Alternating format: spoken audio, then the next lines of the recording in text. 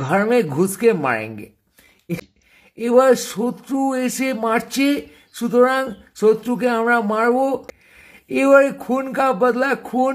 আমরা এখন বুঝে গেছি যে মুসলিম কেন হিন্দু মারছে, পাকিস্তান কেন ইন্ডিয়ান মারছে। হ্যাঁ, ইসলামিক দাঙ্গাবাজরা, ইসলামিক মৌলবাদীর এইটাই চেহারা। প্রতিপক্ষ খুঁজে সবাই মিলে একাট্টা হয়ে আমাদের মেরেছে ওরা বলে চল ওদের কেলাই, ঘর মে ঘুসকে মারেঙ্গে। আজ কাশ্মীরে দাঙ্গা হচ্ছে, হিন্দুকে অ্যাটাক করছে। দাঙ্গাবাজরা দাঙ্গা করে, কারো উস্কানিতে করে সব সময়।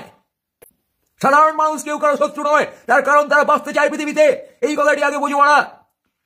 যে নিজে উপদ্রুত সে আর একটা লোককে উপদ্রব করতে চায় না। মানুষ খেতে পাওয়ার জন্য যেখানে ক্রাইম করে সেখানে খেতে পাওয়ার জন্য তাকে দিয়ে দাঙ্গা করানো হয়।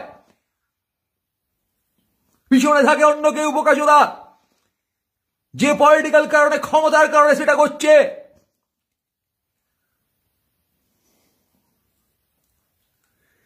মুর্শিদাবাদে যে মেরেছে, যাদের মেরেছে তাদের কোনো শত্রুতা ছিল না,